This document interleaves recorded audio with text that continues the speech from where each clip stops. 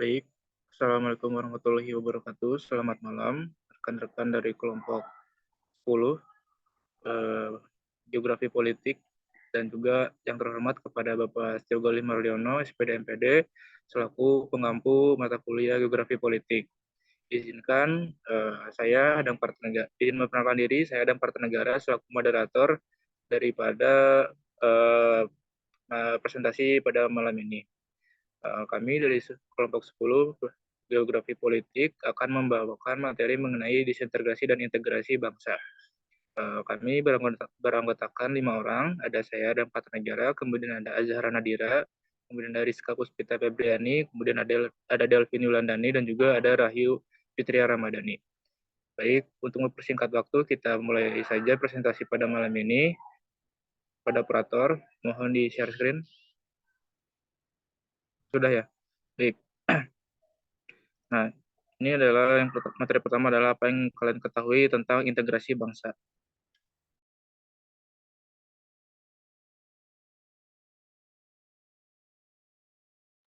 Baik, untuk pematerian pertama, saya persilakan kepada bagiannya, atau apabila sudah cukup untuk pemateriannya, bisa dikembalikan lagi kepada moderator ataupun dilanjut oleh pemateri selanjutnya. Silakan, waktu dan tempat saya persilakan. Iya baik, terima kasih kepada moderator. Sebelumnya saya izin off cam ya karena sedang berhalangan, kurang sehat. Yang di sini saya akan menjelaskan mengenai pengertian integrasi bangsa. Di dalam sebuah artikel menyebutkan bahwa integrasi ini merupakan sebuah kata yang berasal dari bahasa Inggris, yakni integration yang yang berarti kesatuan atau pembulatan.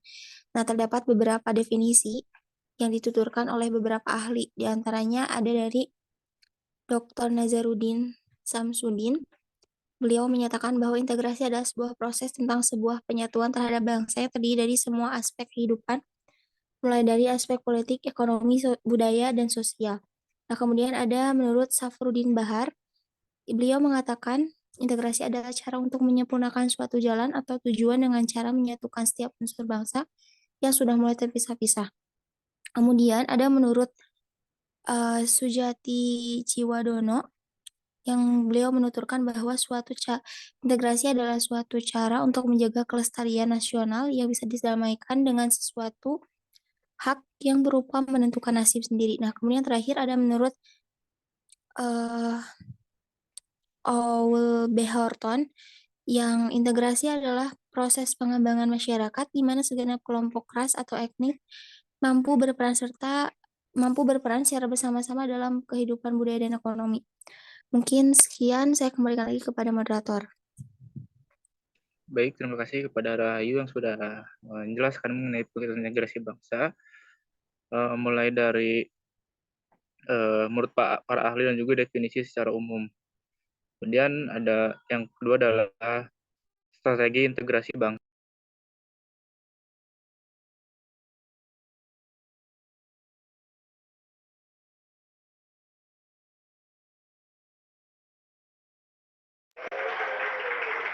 Untuk kali ini akan dibawakan oleh saya. Untuk strategi integrasi bangsa, secara umumnya adalah dalam suatu bentuk mewujudkan negara yang menjunjung tinggi integritas bangsa dalam persatuan dan juga kesatuan, serta menjunjung tinggi perdamaian, keadilan bangsa, maka integritas bangsa perlu diupayakan dengan sedemikian rupa. Maka dari itu, untuk meningkatkan integritas bangsa, terdapat beberapa strategi yang perlu ditempuh, diantaranya sebagai berikut. Yang pertama ada strategi asimilasi, strategi alkulturasi, dan strategi pluralis. Untuk strategi asimilasi, ini merupakan suatu proses perubahan pada pola kebudayaan. Jadi, ini juga merupakan suatu upaya untuk menyesuaikan diri dengan mayoritas. Jadi ini ada suatu perubahan dari minoritas menjadi mayoritas. Nah, biasanya asimilasi ini diperoleh melalui proses, yakni asimilasi tuntunan ataupun tuntunan satu arah ataupun tuntas dua arah. Kemudian next slide. Nah, jadi yang kedua ada strategi akulturasi. Ini merupakan suatu bentuk perubahan budaya perubahan budaya yang menekankan kepada penerimaan pola-pola dan budaya serta ciri-ciri masyarakat pribumi oleh kelompok minoritas, ataupun dapat didefinisikan sebagai suatu proses yang dilakukan oleh imigran untuk menyesuaikan diri dengan memperoleh budaya pribumi yang akhirnya mengarah kepada asimilasi etnik. Selanjutnya, strategi pluralisasi. Pluralis. Nah, jadi ini memiliki tujuan yang pasti, yakni untuk menghormati dan menghargai setiap perbedaan-perbedaan yang ada dalam masyarakat, dengan cara mengakui dan melindungi hak-hak kelompok yang bukan mayoritas, atau bisa disebut dengan minoritas. Strategi ini diharapkan ataupun mengharapkan adanya pengakuan atau penghormatan terhadap keberagaman budaya sebagai bagian dari sebuah kekayaan bangsa dan negara. Selanjutnya,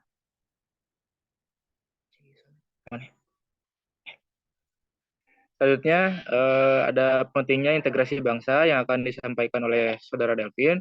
Kepada Saudara Delvin, waktu dan tempat saya persilahkan. Oke, baik. Terima kasih kepada moderator telah memberikan saya waktu untuk mempresentasikan tentang materi dari pentingnya integrasi bangsa.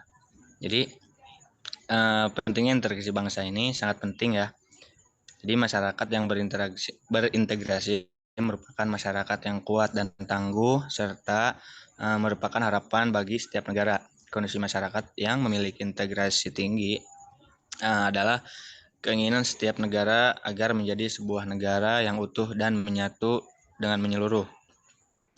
Kemudian, masyarakat yang terintegrasi sangat diperlukan bagi negara untuk membangun kejayaan nasional negaranya dan demi mencapai tujuan yang diharapkan. Integrasi masyarakat juga yang menyeluruh memang sesuatu yang tidak mungkin diwujudkan karena setiap masyarakat memiliki potensi masing-masing yang memungkinkan atau tidak untuk diwujudkan. Kemudian persamaan kepentingan seperti kebutuhan untuk kerjasama serta konsensus tentang nilai dan norma tertentu dalam masyarakat yang merupakan potensi yang mengintegrasikan. Sebaliknya, perbedaan-perbedaan yang ada dalam masyarakat seperti perbedaan suku bangsa, agama, bahasa, budaya, dan perbedaan adat istiadat merupakan potensi yang menyimpan konflik. Terlebih apabila perbedaan ini tidak mendapat pengelolaan yang tepat dan bijak serta disikapi dengan sikap yang tidak tepat. Lanjut. Nah, Indonesia ini juga dikenal sebagai negara dengan keragaman yang tinggi, mulai dari keanekaragamannya, terus bahasa, adat istiadat, suku, dan budayanya. Kemudian adanya pengaruh globalisasi yang masuk ke Indonesia juga membuat masyarakat Indonesia banyak terpengaruh oleh maraknya dunia luar. Seperti contohnya pada hari ini teknologi semakin canggih dan banyaknya kebudayaan luar yang kurang sesuai dengan nilai dan norma dengan mudahnya masuk ke dalam negara Indonesia. Terus masyarakat Indonesia juga belum sadar akan pengaruh buruk dari globalisasi ini yang masuk ke Indonesia. Maka dari hal itu akan mendorong lebih cepat pengaruh buruk integrasi di Indonesia. Terus upaya integrasi bangsa di dalam negara Indonesia terus dilakukan agar Indonesia menjadi kesatuan yang utuh. Gitu mungkin dari materi saya kembalikan kepada moderator. Baik, terima kasih kepada Saudara Delvin yang telah menyampaikan materi mengenai pentingnya integrasi bangsa. Yang sebagaimana kita tahu memang integrasi bangsa ini memang sangat penting ditambah dengan berkembangnya teknologi dan juga seiring dengan berkembangnya teknologi akan banyak sekali ancaman juga masalah-masalah yang akan dihadapi oleh suatu bangsa. Untuk membahas lebih lanjut dan juga lebih rinci, kita akan masuk kepada materi mengenai ancaman dan tantangan integrasi bangsa yang akan disampaikan oleh Rizka. Kepada Saudari Rizka, saya persilakan.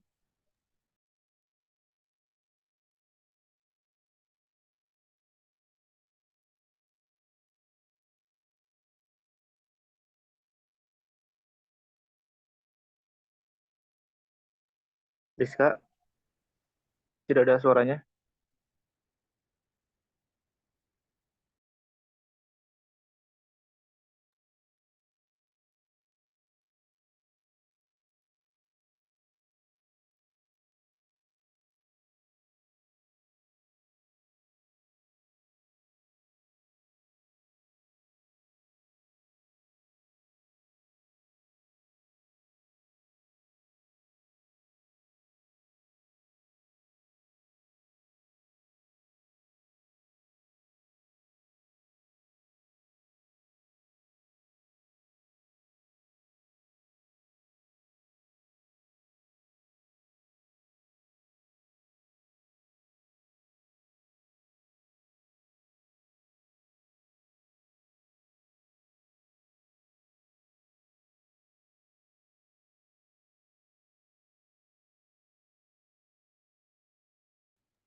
Ada.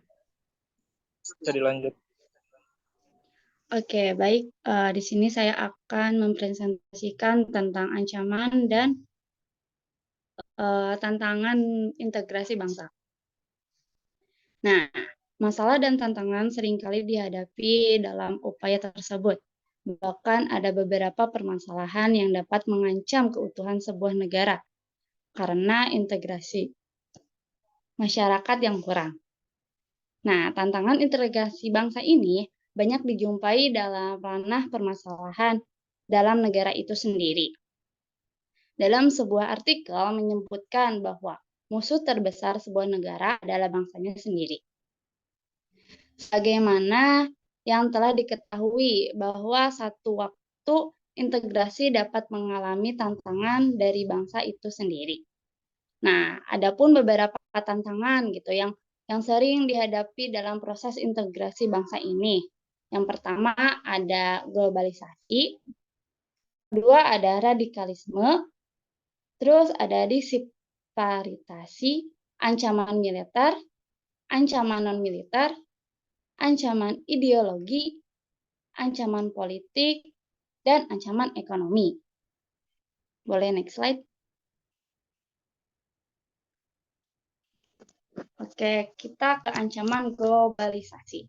Nah, globalisasi ini merupakan sebuah proses interaksi dan integrasi antara orang-orang dan pemerintah dari berbagai negara yang dipengaruhi oleh kemajuan teknologi informasi dan komunikasi. Nah, globalisasi ini memudahkan gitu siapa saja untuk dapat mengakses berbagai informasi dan dapat dengan mudah gitu masuk dan disenupi oleh berbagai negara. Nah, globalisasi ini dapat membawa dampak yang baik atau positif, atau malahan sebaliknya. Nah, terdampak negatifnya apabila tidak dibarengi dengan rasa persatuan dan nasionalisme yang tinggi terhadap negara. Nah, dampak negatif dari adanya globalisasi ini adalah ancaman terhadap keutuhan bangsa dan negara, terus ada ancaman terhadap kedaulatan bangsa, ada identitas, ada nilai-nilai dan norma, serta kepentingan nasional. Boleh next slide? Nah, yang kedua ada ancaman radikalisme. Nah, merupakan sebuah paham yang menolak gitu kompromi atau moderasi dalam mengejar tujuan politik gitu, politik, sosial dan agama. Nah, radikalisme ini merupakan tantangan yang cukup besar dan dapat mengancam terhadap integrasi bangsa, khususnya bangsa Indonesia. Nah, radikalisme ini berpotensi untuk menimbulkan konflik, kekerasan, terorisme yang dapat mengancam NKRI dan separatisme yang juga dapat mengancam persatuan dan kesatuan bangsa. Boleh next slide. Nah, terus ada ancaman disparitas. Nah, ancaman ini merupakan suatu kondisi ketidakseimbangan atau ketimpangan yang terjadi antara satu wilayah dengan wilayah yang lain. Nah, atau satu kelompok dengan kelompok yang lain dalam hal pendapatan, kesejahteraan, pendidikan, kesehatan, dan infrastruktur. Nah, disparitas ini membawa dampak negatif berupa munculnya ketidakpuasan, ketidakkeadilan, ketidakpercayaan, dan ketegangan sosial yang dapat memicu konflik horizontal ataupun vertikal, dan hal ini sangat membahayakan bangsa. Boleh next slide. Terus ada ancaman militer. Nah, ancaman ini adalah ancaman berupa penggunaan kekuatan bersenjata gitu yang terorganisasi yang dapat mengancam kedaulatan wilayah dan keselamatan negara.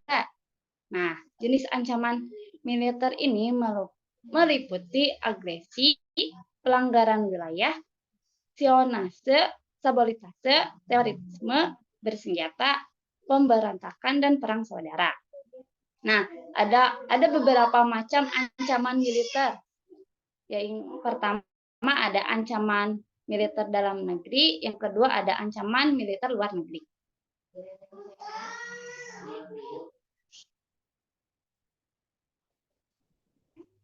sebelumnya. Next slide. Apakah dari Saudari Rizka sudah dijelaskan semuanya?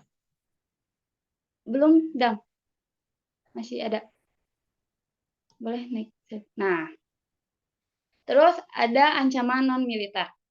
Nah, ancaman ini berbeda gitu dari ancaman militer karena tidak melibatkan kekuatan fisik dan seringkali sulit untuk melihat seperti ancaman militer. Nah, ancaman non-militer ini pada integrasi bangsa merujuk pada berbagai faktor atau peristiwa di luar konteks militer yang dapat mengancam kesatuan dan integrasi suatu bangsa. Nah, ancaman ini bersifat non-militer gitu ya, karena tidak melibatkan kekuatan bersenjata secara langsung, tetapi dapat memiliki dampak serius terhadap stabilitas dan persatuan sebuah negara. Boleh next slide. Nah, selanjutnya ada ancaman ideologi. Nah, meskipun paham komunis tidak lagi populer sejak runtuhnya Uni Soviet. Nah, ancaman terhadap ideologi masih relevan. Ancaman ideologi pada integrasi bangsa merujuk pada pengaruh atau menyebaran ideologi yang dapat mengancam kesatuan dan identitas nasional suatu negara. Nah, ideologi ada seperangkat gagasan, keyakinan, atau nilai-nilai yang membentuk pandangan dunia dan pemahaman bersama dalam suatu masyarakat. Nah, ancaman ideologi ini dapat datang dari dalam negeri ataupun luar negeri, dan juga dapat mencakup ideologi politik, agama, dan pandangan kebudayaan. Boleh next slide. Nah, selanjutnya ada ancaman politik. Nah, politik gitu bisa menjadi alat untuk memicu perang dan menggulingkan pemerintahan serta mempengaruhi negara-negara melalui faktor-faktor seperti HAM. Ancaman politik pada integrasi bangsa adalah berbagai faktor gitu atau peristiwa di ranah politik yang dapat mengancam kesatuan dan stabilitas suatu negara. Nah, ancaman ini dapat berasal dari dalam negeri atau luar negeri dan dapat mencakup berbagai aspek politik yang dapat merusak kohesi dan identitas nasional suatu bangsa. Boleh next slide. Nah, selanjutnya ada ancaman ekonomi. Nah, kondisi ekonomi memainkan peran kunci dalam pertahanan negara. Nah, termasuk ancaman internal atau inflasi, pengangguran, dan eksternal atau kinerja buruk, ketergantungan pada asing. Nah, ancaman ekonomi pada integrasi bangsa merupakan suatu faktor ekonomi yang dapat mengganggu kesatuan dan stabilitas suatu negara. Nah, ancaman ini berkaitan dengan kondisi ekonomi yang mungkin menciptakan ketidaksetaraan, ketidakpuasan, atau perpecahan di antara berbagai kelompok masyarakat atau wilayah. Boleh next slide. Nah, yang terakhir ada ancaman sosial budaya. Nah, ancaman ini mencakup isu-isu seperti kemiskinan, ketidakadilan, dan konflik berdasarkan agama, suku, atau ras yang dapat memicu perang dan pengungsi. Nah, ancaman sosial budaya dalam integrasi bangsa yaitu faktor atau peristiwa yang terkait dengan aspek sosial dan budaya masyarakat yang dapat mengancam kesatuan dan stabilitas suatu negara. Nah, ancaman ini biasanya terkait dengan perbedaan sosial, etis, atau kebudayaan yang dapat menyebabkan ketergangguan atau konflik di antara berbagai kelompok dalam masyarakat.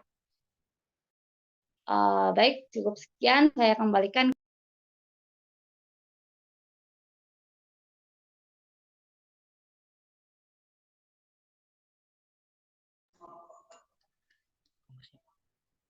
Dari Saudari Rizka sudah ya?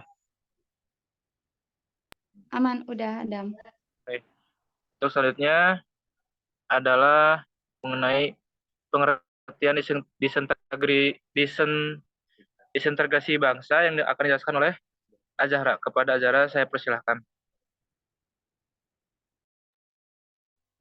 Baik, di sini saya izin untuk em, membacakan dan juga mempresentasikan pengertian dari disintegrasi bangsa.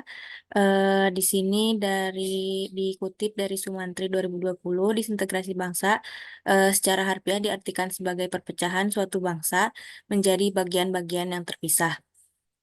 Kemudian ini menggambarkan sebuah situasi bangsa yang mengalami ketidakseimbangan antara satu masyarakat dengan masyarakat lainnya. Kemudian ada pula disintegrasi bangsa merupakan definisi dari para ahli. Yang pertama, Webster Encyclopedia Dictionary. Di sini menyebutkan bahwa disintegrasi bangsa adalah menghancurkan kesatuan atau memecahkan persatuan menjadi bagian terpisah.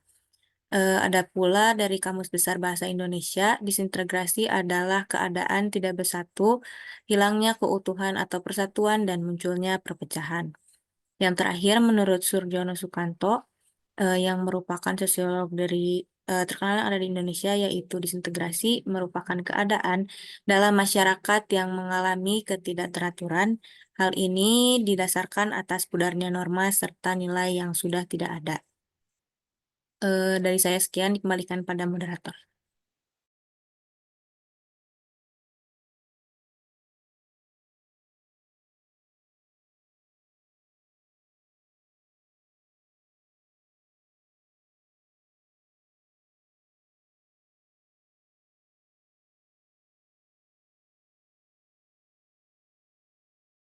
Baik, terima kasih kepada Azhara yang telah menjelaskan mengenai definisi ataupun pengertian dari disintegrasi bangsa.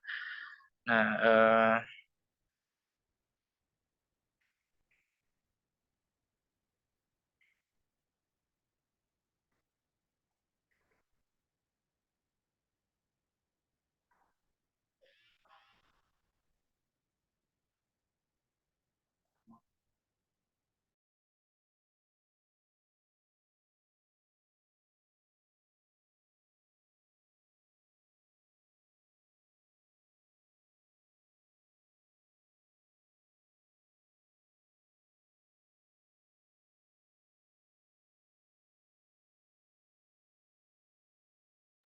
baik, untuk materi selanjutnya adalah mengenai bentuk-bentuk disintegrasi bangsa yang akan kembali dijelaskan oleh Azhara.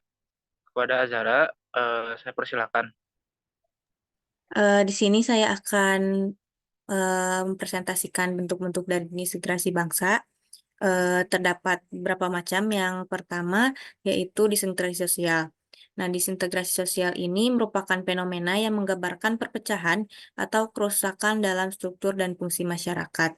Hal ini juga mengakibatkan ketidaksetaraan ekonomi dan sosial yang menjadikan faktor penting ini dapat memicu disintegrasi sosial adalah kesenjangan yang signifikan antara kelompok-kelompok sosial yang ada dalam masyarakat, kemudian ini menciptakan ketidakpuasan. Kemudian di sini ada penyebab dari disintegrasi sosial, yaitu kurangnya penghargaan terhadap kemajemukan yang bersifat heterogen, kemudian kurangnya toleransi antar golongan, kurangnya kesadaran masyarakat terhadap ancaman dan gangguan dari luar, ada pula ketidakpuasan terhadap ketimpangan hasil pembangunan negara.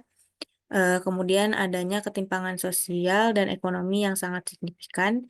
Dan yang terakhir adalah tidak ada golongan atau kelompok yang mau mengalah demi menjaga keharmonisan.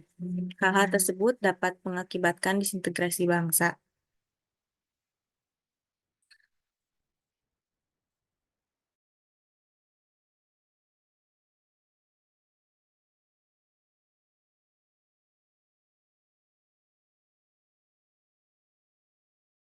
Kemudian di sini ada penyebab dari disintegrasi bangsa, yaitu faktor geografi, demografi, faktor ideologi, faktor ekonomi, sosial budaya, dan juga keamanan dan pertahanan.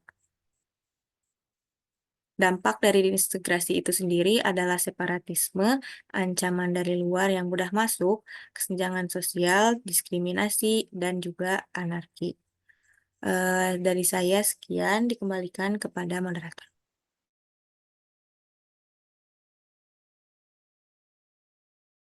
Baik, terima kasih kepada Azhara Lira yang sudah menjelaskan mengenai bentuk-bentuk disintegrasi bangsa.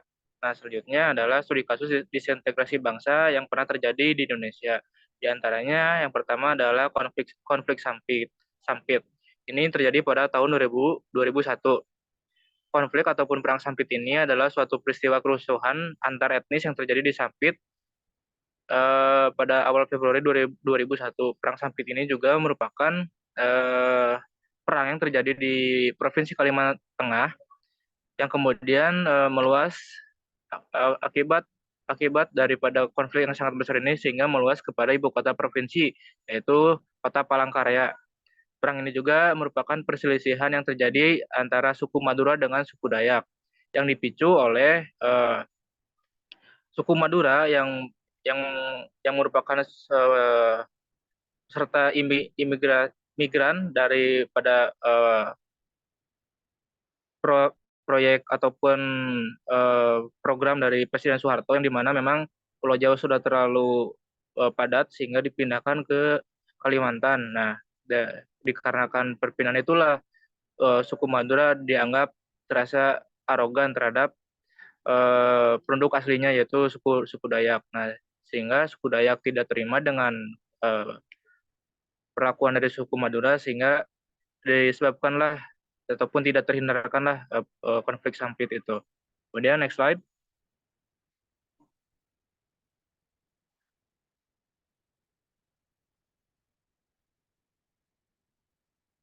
Nah, kemudian ada konflik Wamena. Peristiwa kerusuhan ataupun konflik antar suku yang terjadi di Wamena ini dilibatkan ataupun terlibat oleh suku Nduga dan juga suku Lanijaya di Kampung Wauma pada tahun 2022. Konflik antar suku ini juga tidak terbelakangi oleh adanya pembunuhan salah seorang warga suku Nduga. Hal inilah yang kemudian memicu kemarahan dari suku Nduga kepada suku Lanijaya. Konflik ini menimbulkan banyak kerugian antara kedua suku tersebut, di mana kerusuhan tersebut memakan banyak korban jiwa dan juga korban luka-luka yang cukup banyak. Sekitar 40 rumah adat atau ludes terbakar akibat kemarahan dari warga suku adat di Wamena. Next slide.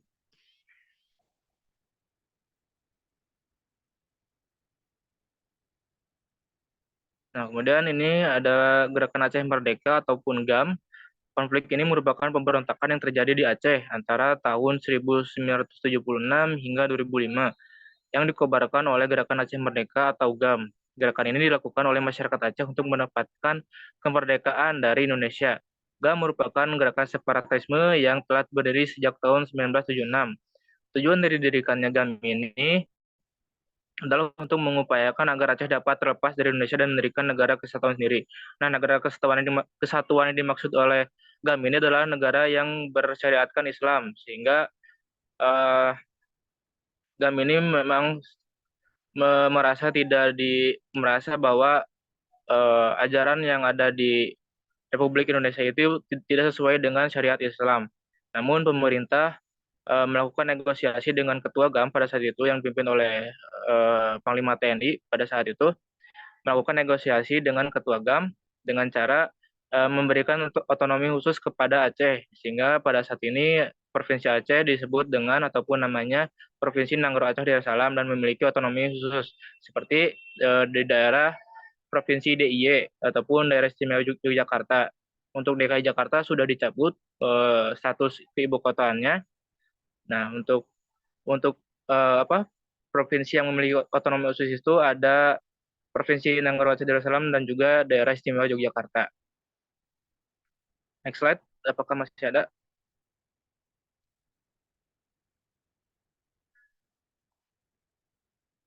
Baik, dikarenakan materi juga sudah dijelaskan semuanya, mulai dari pengertian hingga studi kasus disintegrasi bangsa, yang perlu kita pelajari ataupun kita lakukan adalah bahwasanya kita sebagai mahasiswa khususnya dalam menyikapi suatu integrasi bangsa ini kita harus berlandaskan kepada pedoman negara Indonesia yaitu Pancasila, di mana memang dari poin 1 sampai poin 5 itu sudah dijelaskan tentang kerukunan-kerukunan yang ada di Indonesia dan juga landasan hidup bagi masyarakat Indonesia dalam menjalankan suatu kenegaraan. Sekian dari kelompok 10 Geografi Politik mengenai materi desentralisasi dan integrasi bangsa. Mohon maaf bila ada kesalahan dan juga perkataan yang kurang mengenakan. Wassalamualaikum warahmatullahi wabarakatuh.